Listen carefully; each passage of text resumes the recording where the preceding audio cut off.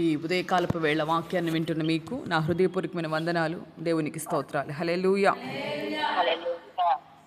మనం గమనించినట్లయితే ప్రాముఖ్యంగా ఇది ఏ రోజు చెప్పండి?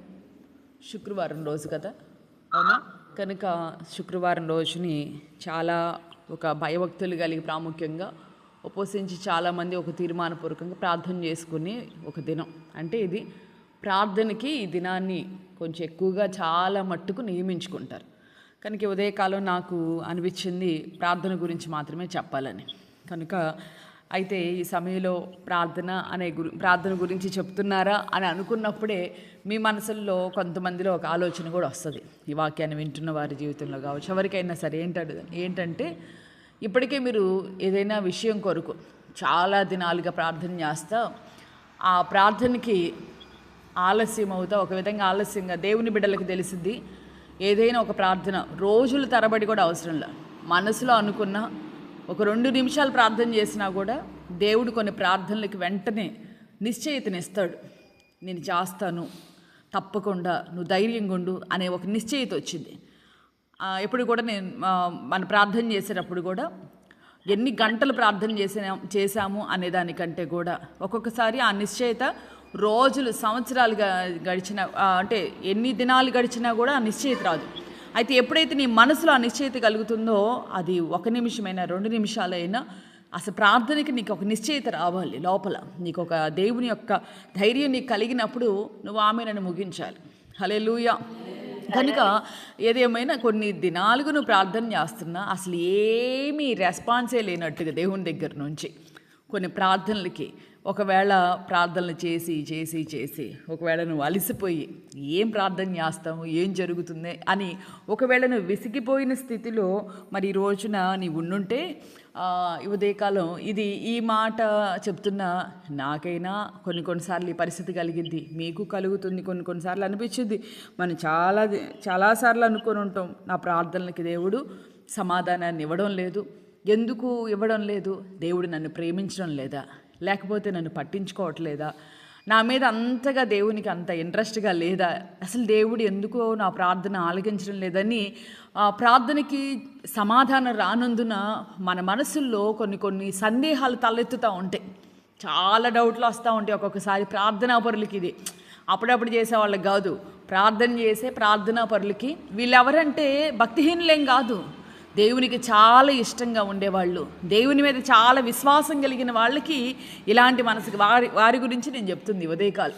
కనుక అలాగ నీ వ్యక్తిగత జీవితంలో అనేక సార్లు నీ హృదయంలో అనేకమైన సందేహాలు కలుగుతూ ఉంటాయి. ఇంకొకటి ఏంటో తెలుసా, మనం ప్రార్థన చేసేటప్పుడు మనం అనుకుంటూ ఉంటాం చాలా మట్టుకు, ప్రభా ఈ ప్రార్థనకి దేవుడు ఎస్ చెప్తే బాగుండు, దేవుడు అంటే ప్రార్థన ఇది జరుగుతుంది నీ జీవితంలో, ఎస్ చెప్తే బాగుండని ప్రార్థన చేసుకునేటప్పుడు ఎక్కువగా ఇష్టపడుతూ ఉంటాం. అంటే ఏదైనా మనం కోరుకున్నామండి, దేవుడు దానికి ప్రభా ఇది నీ చిత్తమా, నువ్వు నాకు ఇది సహాయం అంటే నేను ఇస్తాను, ఎస్ అని చెప్తే బాగుండని చాలా ఆత్రపడుతూ ఉంటాం. కానీ కొన్నిసార్లు మన జీవితంలో మనం ప్రార్థన చేస్తుంటే నో అంటాడు దేవుడు, కుదరదని చెప్తాడు. ఇవన్నీ చెప్తున్నా కదా, ఇవన్నీ అటు ఇటుకునే వాళ్ళకి తెలియదు. బాగా లోతైన ప్రార్థన చేసుకునే వాళ్ళకి అనుభవాలన్నీ తెలుస్తూ ఉంటాయి. కనుక నీ జీవితంలో అయినా నాకైనా నీకైనా ప్రభు నో అని చెప్తున్నప్పుడు మనసులో ఒకవేళ ఇబ్బందిగా ఉందా, ఒకవేళ ఈ పరిస్థితి నీకు నాకే కాదు మన ముందున్న భక్తుల జీవితంలో కూడా జరిగింది. కనుక బైబిల్ గ్రంథంలో సాక్షాత్తు నేను చెప్పగలిగిన మాట ఏంటంటే ఎవరో కాదు, సాక్షాత్ యేసయ్యకే జరిగింది. ఇది సాక్షాత్ యేసయ్య ప్రార్థన చేసుకుంటుంటేనే తండ్రి కుదరదు నో అని చెప్పేశాడు. ఏంటో తెలుసా, గెస్టమనే తోటలో తండ్రి యేసయ్య ప్రార్థన చేస్తూ ఉంటాడు, ప్రభా రాబోతున్న ఆ శోధనని జయించడం, అయ్యా నా అంత కష్టం నా వల్ల కాదయ్యా, ఈ గిన్నె నా నుండి నిశ్చితం అయితే తొలగించు అని ప్రార్థన చేస్తుంటే దేవుడు ఏమైనా సమాధానం ఇచ్చాడు అక్కడ? నో అని చెప్పి ఖండితంగా చెప్పేశాడు. మనసులో తెలిసిద్ది అది ప్రార్థనా పరులకి, నేను కుదరదంటే కుదరదు అని దేవుడు చెప్పాడు. అంత మాత్రాన్ని విడిచిపెట్టాడా? దేవుడు నో చెప్పాడే కానీ, దేవదూతను పంపి ఆదరించాడే కానీ ఎక్కడా కూడా దేవుడు కూడా మరి మెత్తబడి సరేలే అని అక్కడ సమాధానం ఇచ్చినట్లుగా మనం చూడం. సాక్షాత్తు యేసయ్య ప్రార్థనకే తండ్రి నో అని చెప్పేశాడు. ఆ తరువాత మన బైబిల్లో చూస్తాం, గొప్ప భక్తుడైనటువంటి పౌలు గారి జీవితంలో కూడా మరి 2 కొరింథీ పత్రిక 12వ అధ్యాయం 8వ వాక్యంలో ఉంటుంది, అది నా యొద్ద నుండి తొలగింపుమని దాని విషయమై ముమ్మారు ప్రభువుని వేడుకొంటిని అనే మాట మనం చూస్తాము. మరి పౌలు గారు కూడా ఆయన శరీరంలో మరి కళ్ళలో నుంచి బుసులు కారుతాయి అని చెప్తూ ఉంటారు. బలహీనత ఆయన శరీరంలో ఉంది. ఆ బలహీనతను బట్టి 3 సార్లు ఒక దినం బాగా గట్టిగా ముమ్మారు ప్రార్థన చేశాడంట. అంటే ప్రతిదినము ప్రార్థన చేస్తుంటాడు, కానీ ఒక 3 సార్లు బాగా, ప్రభా ఈ బలహీనత నా దగ్గర నుంచి నువ్వు తీసే ప్రభా అని 3 సార్లు ప్రార్థన చేశాడంట. ఆ సమయంలో దేవుడు ఆ బలహీనతను తీసేసినట్టుగా మనకి ఎక్కడా కూడా రుజువు లేదు. ఎందుకంటే ప్రాముఖ్యంగా చూసినట్లయితే ఆయన 3 సార్లు ప్రార్థన చేశాడంటే కానీ ఎక్కడా కూడా ఎస్ అని చెప్పినట్లేదు, కుదరదు, నో అని చెప్పేశాడు దేవుడు మొహానే. అప్పుడు పౌలు గారులు ఎన్నో సందేహాలు వచ్చి ఉంటాయి. అసలు ఆయన ఒక రోజున వాక్యం చెప్పి తను దుడుచుకున్నటువంటి కర్చీఫ్ని అక్కడ మర్చిపోయి వెళ్ళిపోయారంట. అప్పుడు ఒక పిల్లవాడు ఏం చేశాడంటే దాన్ని తీసుకుని వెళ్ళి వాళ్ళ తాతగారి మీద వేసాడండి. ఇంట్లో బలహీనులుగా ఉన్న వాళ్ళ ఆ పెద్ద ఆయన మీద వేస్తే ఆయన స్వస్థపడినట్లుగా బైబిల్ గ్రంథంలో లిఖించబడింది. అంటే ఈయన చేతి కర్చీఫ్కే అంత అభిషేకం ఉన్నప్పుడు మరి ఇతని శరీరంలో కలుగుతున్న బలహీనతను బట్టి ఈయన ఎంత ప్రార్థన చేస్తున్న దేవుడు ఏమంటున్నాడు, నో అని చెప్తున్నాడు. అప్పుడు ఆయన మనసులో ఉంటుంది కదా సందేహం, పౌలు నువ్వు ఎంతమందికి ప్రార్థన చేస్తుంటే ఇంతమందికి స్వస్థత కలుగుతుంది, నీకెందుకు స్వస్థత కలగట్లేదు అని అంటే అది దేవుని యొక్క చిత్తం. హల్లెలూయా. అలాగా నో అని చెప్పడం జరుగుతుంది. అంటే యేసయ్య ప్రార్థన చేసినప్పుడు నో అని చెప్పాడు, పౌలు గారు ప్రార్థన చేసినప్పుడు నో అని చెప్పాడు. ఈ రోజున నిన్ను ప్రేమించలేక కాదు, నువ్వంటే ఆయనకి ఇష్టం లేక కాదు నీకు నో చెప్తుంది. ఎప్పటికీ మాట్లాడినప్పుడు గుండెల్లో దడదడగా ఉండుంటుంది. అంటే నేను అడిగే ప్రార్థనలన్నిటి గురించి దేవుడు నో చెప్తున్నాడు, ఇక జరగదేమో అని అనుకుంటూ ఉన్నారేమో. మరి దేవుడు ఎందుకు నో చెప్తాడంటే మనం గమనించి చూడండి, తల్లిదండ్రులమే మనం ఉన్నాం. పిల్లలు కొన్ని మన దగ్గరికి వచ్చి అడుగుతూ ఉంటారు. అప్పుడు మనం ఏం చెప్తాం, కొన్నిటికి ఎస్ అని చెప్తాం, కొన్నిటికి కుదరదు నాన్న నో అని చెప్తాం, కొన్నిటికి ఏం చేస్తాం వెయిట్ అని చెప్తాం, కొంచెం ఆలోచన ఆగు వేచి ఉండు, కొంచెం ఎదురు చూడని చెప్తాం. ఇట్లా 3 విషయాలు చెప్తాం పిల్లలకి. ఎందుకు, వాళ్ళంటే మనకి ఇష్టం లేకపోతే వాళ్ళంటే మనకు ప్రేమ లేకపోతే వాళ్ళంటే ద్వేషమా. రాత్రి మా చిన్న కుమార్తె అడిగింది, తొందరగా పడుకోవాలి అని కొంచెం నేను గద్దిస్తూ ఉంటే అప్పుడు దాకా ప్రేమగా ఉన్నాను కదా, ఇక ఆ సమయంలో ఆ టైం వచ్చేటప్పుడు కొంచెం కోపపడేసరికి మమ్మీ ఎందుకు నేనన్నా అక్కన్నా నీకు ప్రేమ లేదా ఏంటి అని అడిగింది. లేదమ్మా నాకు కాదు కదగా మీరు పుట్టింది అని అన్నా. కనుక తల్లిదండ్రులకు ప్రేమ లేక, అది తల్లిదండ్రులకు ప్రేమ లేదా, ప్రేమ ఉండి కూడా మనం ఏం చెప్తాం పిల్లలకి, కొన్ని ఎస్ అని చెప్తాం, కొన్నేమో నో అని చెప్తాం, కొన్నేమో వెయిట్ అని చెప్తాం. అట్లాగే దేవుడు కూడా మనల్ని ప్రేమించే చూడండి, మనం గమనించినట్లయితే ఒక మంచి మాట ఏంటంటే sometimes God's no is better than his yes. అంటే కొన్నిసార్లు దేవుని యొక్క అంగీకారం, నో అని చెప్పే ఆ అంగీకారం ఏదైతే ఉన్నదో దాన్ని నువ్వు గమనించాలి. ఎందుకు దేవుడు మన జీవితాల్లో ప్రార్థన చేస్తున్నప్పుడు నో అని ఎందుకు చెప్తున్నాడు, కుదరదు అని ఎందుకు చెప్తూ ఉన్నాడంటే మనం అనుకుంటాం దేవుడు మన జీవితాల్లో ఈ ప్రార్థన చేస్తున్నాం, ప్రభువా ఇది జరగాలంటే జరుగుతుంది ఎస్ఎస్ అని అంటాడేమో, అట్లా అంటే బాగుండు అని ప్రతి ఒక్కరు మనం కోరుకుంటాం. కానీ దేవుడు ఎప్పుడైతే మన జీవితాల్లో నో చెప్తున్నాడో గమనించాల్సింది ఏంటంటే శ్రేష్టమైన దానిని దేవుడు నీకు ఇవ్వాలి అని దేవుడు ఆశించిన వాడే, అంటే మరి శ్రేష్టమైన దానిని దేవుడు ఇవ్వాలి. ఎలా అంటే మీకు అర్థం అవ్వాలంటే యేసయ్య ప్రార్థనకి తండ్రి నో చెప్పడానికి గల కారణం, తర్వాత ఏం చేశాడు యేసయ్యని అన్ని నామముల కంటే, ఈ మధ్యకాలంలో ఒక సహోదరి ఒక పాస్టర్ గారు నాకు చెప్పారు, తాగుబోతాడు ప్రార్థన చేసినా కూడా, అంటే దైవ సావుకులు తాగుబోతాడు ఏంటంటే ఉన్నారు, అలాంటి సావుకుడు ఒక ఆయన అంట తాగి యేసునామంలో దయ్యాలను వదలగొడతా ఉంటాడంట. మరి ఆయన ఎక్కడున్నాడు ఏంటో. అప్పుడు ఎందుకు వెళ్తున్నాయి అంటే ఈయన్ని చూసి కాదు, యేసు నామానికి ఉన్న బలం అది, ఆయన వాడుతున్నాడు చూసాడా. యేసు నామంలో నువ్వు వెళ్ళిపోమన్నప్పుడు దెయ్యం లోపడుతుంది గల కారణం యేసయ్య నామాన్ని అన్ని నామముల కంటే, భూమి మీద ఉన్న ప్రతి నామము కంటే, ప్రతి పేరు కంటే గొప్పగా తండ్రి ఆశీర్వదించడానికి గల కారణం ఆ రోజున తను ప్రార్థన చేస్తున్నప్పుడు తండ్రి నో అని చెప్పినా కూడా దేవుడు తల వంచి తండ్రికి తనను తాను అప్పగించుకున్నాడు. గనుకనే దేవుడు యేసయ్యను అన్ని నామముల కంటే పైనామంగా హెచ్చించాడు. అంతేకాదు పౌలు గారి ప్రార్థన కూడా దేవుడు నో అని చెప్పాడు. తర్వాత జరిగినట్టు తెలుసా, గొప్ప గొప్ప మరి శ్రేష్టమైన కృప కాదు, మరి శ్రేష్టమైన కృపను, బలహీనత పోల కానీ శ్రేష్టమైన కృపను దేవుడు పౌలు గారికి దేవుడు అనుగ్రహించాడు. హల్లెలూయా. ఈ ఉదయకాలపు వేళ దేవుడు కూడా మన జీవితాల్లో నో అని చెప్తుంటే మనం అందరం గమనించాలి, గుర్తుపెట్టుకోవాలి. అప్పుడు మనం మరింతగా సంతోషపడాలి. ఎస్ అని చెప్తున్నప్పుడు ఎస్ కాదు నో, ఎస్ అని చెప్తున్నప్పుడు లేదా వెయిట్ అని చెప్తున్నప్పుడు కొంచెం సంతోషపడుతున్నాం. దానికంటే కూడా అంటే వెయిట్ అంటే ఏదంటే వేచి ఉండమని, వేచి చూడమన్నప్పుడు నువ్వు కొంచెం సంతోషపడుతున్నావు. కానీ నేను అంటాను నో అని చెప్పినప్పుడు ఇంకా ఎక్కువ సంతోషపడు. ఎందుకో తెలుసా? నో అంటున్నాడంటే నువ్వు అడిగిన దానికంటే కూడా బెస్ట్ దేవుడు నీకు ఇవ్వడానికని ఎదురు చూస్తుంది. దేవుడు నీ కోసం బెస్ట్దే దాచి ఉంచాడనేది వాస్తవం. ఇంకా శ్రేష్టమైన దేవుడు దాచి ఉంచాడనేది వాస్తవం. హల్లెలూయా. కానీ మనం అనుకుంటాం దేవుడు తెక్కలోడు కాబట్టి ఇంకెంతకంటే మంచిది వచ్చిద్దా, ఇప్పుడున్న దానికంటే మంచిది వచ్చిద్దా, ఇంకా బెస్ట్ది ఏంటి, ఇది ఏమో మన సార్లే కానీ తర్వాత సంగతి తర్వాత అని అనుకుంటాం. కాదు, అది వచ్చినప్పుడు నీకు తెలిసింది దేవుడు నాకు ఎందుకు ఇంత బెస్ట్, ఇంత మంచిదాన్ని దేవుడు ఇవ్వాలన్నా నన్ను ఆపింది అనేది నీకు అర్థమవుతుంది. హల్లెలూయా. ఒక వ్యక్తి, బ్రూక్స్ అనే ఒక వ్యక్తి ఒక పాట రాశాడు. ఆ పాట ఏంటంటే lord thank you for unanswered prayers అని అతను పాటలో ఒక పదాన్ని రాశాడు. ఏమని రాశాడు? Thank you lord for unanswered prayers అంటే నాకు సమాధానం ఇవ్వని ప్రార్థనల కొరకు నీకు చాలా థ్యాంక్స్ అయ్యా అని రాశాడు.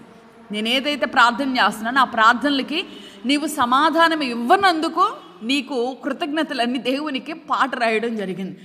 ప్రపంచంలో చాలామంది అడిగారు, ఏమన్నా తెలుసు ఇదేమి పాట, దేవుడు సమాధానం ఇవ్వనందుకు నువ్వు పాట రాయటం ఏంటి అని అడిగితే ఆయన ఏం చెప్పాడంటే ఈ పాట వెనుక పెద్ద చరిత్ర ఉంది. ఏంటో తెలుసా? ఇప్పుడు నేనున్న వయసు కంటే ఒక 25 సంవత్సరాల వెనక, అంటే నేను బాగా యవన ప్రాయంలో ఉన్నప్పుడు నేను ఒక ప్రార్థన చేశాను దేవుని దగ్గర. చాలా చాలా ఆ దేవుని సన్నిధిలో గోజాడి ప్రార్థన చేశా. ఆ ప్రార్థన ఏంటో తెలుసా? యవన ప్రాయంలో ఒక స్త్రీని ఆయన ప్రేమించాడంట. ఒక స్త్రీ కాదు, అప్పుడు అమ్మాయి కదా, అమ్మాయిని ప్రేమించి ప్రభా ఎలాగైనా సరే నా జీవితంలో ఏది ఇచ్చినా ఈగిపోయినా ఈ అమ్మాయి ఒక్కటి ఇస్తే చాలు, నాకు ఇంకేమొద్దు ప్రభా అని ఆ అమ్మాయి కోసం గోచాడి దేవుని సన్నిధిలో ఉపవాసాలు ఉండి ప్రార్థన చేసి దేవుణ్ణి బ్రతిమలాడాడు. అంటే మొత్తానికి యవన ప్రాయంలో ఇతనికి భక్తి అయితే ఉంది, దేవుని మీద ఆనుకునే అనుభవం ఉంది. అలాగే అమ్మాయి కోసం చాలా ప్రార్థనలు చేశాడు, మామూలుగా కాదు. ఒకటే చెప్పాడంటే ఈ అమ్మాయి ఇస్తే చాలు, ఇంక నాకేమొద్దు అని. ఆ సమయంలో దేవుడు పొరపాటున ఆ ప్రార్థనకి ఎక్కడ కాస్త వెయిట్ చేయని కానీ లేకపోతే ఎస్ అని కానీ పొరపాటును కూడా స్పందించలేదంట. అలాగా సంవత్సరాలు గతించిపోయినాయి. తరువాత రోజుల్లో పూర్వ విద్యార్థుల కలయిక అంటే గెట్ టుగెదర్ అని ఇప్పుడు పెడుతున్నారు కదా, అప్పుడు వీళ్ళంతా మొత్తకైన తర్వాత కూడా ఇప్పుడు వచ్చి కలుస్తున్నారు కదా, ఆ ఇంట్రెస్ట్ ఉన్న వాళ్ళంతా కలుస్తూ ఉంటారు కదా. అట్లాగే ఈయన మరలా స్కూల్లో గెట్ టుగెదర్ పెట్టినప్పుడు ఇతను అక్కడికి వెళ్ళడం జరిగింది. అప్పుడు ఆ అమ్మాయి కూడా అక్కడికి వచ్చింది. ఆ అమ్మాయి కాదు, అప్పటికి ఆంటీ అయ్యింది కదా, అప్పుడంటే అమ్మాయి అక్కడికి వచ్చింది. అప్పుడు ఏం జరిగిందంటే అందరు కూడా పలానా అమ్మాయి వచ్చిందా అంటే వచ్చిందన్నారు. ఫ్రెండ్స్ ఏమన్నారు తెలుసా? నీకు నిజంగా దేవుడు నిన్ను తప్పించాడ్రా, ఆ అమ్మాయి వచ్చింది. కానీ ఆ అమ్మాయి చరిత్ర ఏంటో తెలుసా? ఇద్దరు ఆ అమ్మాయిని బట్టి చచ్చిపోయారు. ఇద్దరేం జైల్లో ఉన్నారు. కొంతమంది జీవితాలు ఆగమి గోచరంగా ఉన్నాయి. అంటే మొత్తానికి ఆ అమ్మాయిని బట్టి ఎంతోమంది బాధపడ్డారు. ఇది ఆ అమ్మాయి యొక్క చరిత్ర అని చెప్పారు. అప్పుడు రాశాడంటే ఈ పాట, ప్రభువా నీకు చాలా వందనాలు నాయనా, ఆ రోజుని కనుక నా ప్రార్థన ఆలకించి ఆ అమ్మాయి కనుక నా జీవితంలోకి వచ్చుంటే ఈ రోజున భూమి మీద నాకు ఉనికుండేది కాదు, బతుకుండేవాడిని కాదేమో నేను. కనుక thank you lord for unanswered prayers అంటే నిజంగా నా ప్రార్థనకి నువ్వు సమాధానం ఇవ్వనందుకు నీకు చాలా వందనాలు అయ్యా అని దేవుణ్ణి స్తుతించడం జరిగింది. హల్లెలూయా. కాబట్టి ఈ రోజున ఈ మాటలను బట్టి నీకేమర్థమైంది? దేవుడు ఒక్కొక్కసారి ఎస్ అని చెప్తాడు, నేను చేస్తానన్నట్లుగా. కొన్నిసార్లు వెయిట్ అని చెప్తాడు, ఏమని కొంచెం నువ్వు ఎదురు చూడు, చేస్తాలి వెయిట్ చేయి అంటాడు. కొన్నిసార్లు నో అని చెప్తాడు. అప్పుడు నువ్వేం చేయాలి? ఏది చెప్పినా ఇదంతా నా బాగు కోసమే అని మనం తలదించామా, దేవుడు నిశ్చయంగా మనల్ని నిండారులుగా దేవుడు ఆశీర్వదిస్తాడు. హల్లెలూయా, హల్లెలూయా. ఏదేమైనా ఉదయకాలపు వేళ దేవుడు నో అని చెప్తున్నాడంటే ఎందుకు? నీకు మరింత మరింత బెస్ట్ దేవుడు నీకు ఇవ్వాలని, మరింత శ్రేష్టమైనదే నీకు ఇవ్వాలని. ఎందుకంటే నువ్వు ఆయన చేత ప్రేమించబడుతున్న వ్యక్తివి. ఇప్పుడు ఎవరో కాదండి, యేసయ్య ప్రార్థనకి తండ్రి నో అని చెప్పాడంటే లోకంలో ఉన్నప్పుడే చూడండి యేసయ్యని దేవుడు ఎంతగా ప్రేమించాడు, ఆయన ఎంత ప్రేమించాడో ఆయన చేసిన అద్భుతాల్లో చూస్తాం. అంతేకాదు సాక్షాత్ ఆయన బాప్తీసం తీసుకొని బయటకు వస్తున్నప్పుడు పరలోకం నుండి స్వరం పావురం వచ్చి ఆయన మీద వాలడం, నా ప్రియ కుమారుడైన ఈయన యందు నేను ఆనందిస్తున్నానన్నాడు. అలాగే ఆయన 5 రొట్టెలు 2 చేపలు తీసుకుని స్తుతించినప్పుడు కావచ్చు, ఆయన అద్భుతాలు చేస్తున్న సమయం కావచ్చు, ఇవన్నీ అసలు దేవుడిని తండ్రిని ఎప్పుడైనా బాధ పెట్టాడేసా? ఉదయకాలం లేచి ఆయన దేవుడై ఉండి కూడా ప్రార్థనలు చేస్తా దేవుణ్ణి ఎంత సంతోషపెట్టిన తండ్రి ఆ కుమారుడైన అయినప్పటికీ యేసయ్య ప్రార్థననే తండ్రి ఏమన్నాడు? నో అని చెప్పాడు. గల కారణం ఈ రోజున అన్ని నామముల కంటే పైనామంగా దేవుడు హెచ్చించాడు. ఇప్పటికే అర్థమైందని అనుకుంటున్నాను. కనుక మోకరించి ప్రార్థన చేసుకున్న, ఒకవేళ నీ ప్రార్థనకు జవాబు రావటం లేదా, సమాధానం లేదా, దేవుడు నో అని చెప్తున్నాడా, దానిని బట్టి కృంగిపోతూ ఉన్నావా? భయపడవద్దు. ఈ ఉదయకాలాన దేవుడు అంటున్నాడు, ఏది దేవుడు చేసినా మన జీవితాల్లో మేలైనదే దేవుడు చేస్తాడు. కనుక ఆయనకు అప్పగించుకునే అనుభవం నీలో ఉండాలి. పౌలు గారి వల్లే, యేసయ్య వల్లే మనల్ని మనం తగ్గించుకుందాం, సంపూర్ణంగా దేవునికి అప్పగించుకుందాం. నేను అనుకున్నదే జరగాలి, నేను పట్టిన దానికి 3 కాళ్ళు అన్నట్టుగా కాదు. కనుక ఉదయకాలపు వేళ ప్రార్థన చేసుకుందాం. ఒకవేళ దేవుని పీడించి అడిగి తీసుకున్నా కూడా అది నీ జీవితానికి ఏ మేలుగా మార్చబడదు, తర్వాత దానిలో కీడు దాచబడి ఉంటుంది. కనుక ఉదయకాలపు వేళ ప్రార్థన చేసుకుందాం. అందరూ కూడా దేవునికి అప్పగించుకుని, అయ్యా నేను ప్రార్థన చేస్తాను, కానీ నాకు మేలైనదే నువ్వు నాకు ఇవ్వు, నీ చిత్తమే నా జీవితంలో జరగాలి, నా ఇష్టం నా చిత్తం కాదు. నా బిడ్డల జీవితంలో అయినా, నాకైనా, నా కుటుంబంలో ఎవరికైనా నీ చిత్తం మాత్రమే జరగాలి, నీ ఇష్టమే నా జీవితంలో సిద్ధించాలి. పరిశుద్ధురా, ప్రేమాస్వరూపి, నిత్యాశ్రయ దుర్గమ్మ, ఈ ఉదయకాలపు వేళ మీరు మాతో మాట్లాడిన ప్రతి మాటను బట్టి మిమ్మల్ని స్తుతిస్తూ ఉన్నారు నాయన. మీరెంతైనా నమ్మదగిన దేవుడు. మేము అయ్యా నరమాతృలమయ్యా, మా జ్ఞానం చాలా, మీ జ్ఞానం ఎదుట మా జ్ఞానం దేనికి సరిపోతుందయ్యా నాయన. అనంత జ్ఞానివి నాయన. ఈ ఉదయకాలపు వేళ మా యొక్క వెర్రి ఆలోచనలకి నీవు సమాధానం ఇచ్చావయ్యా.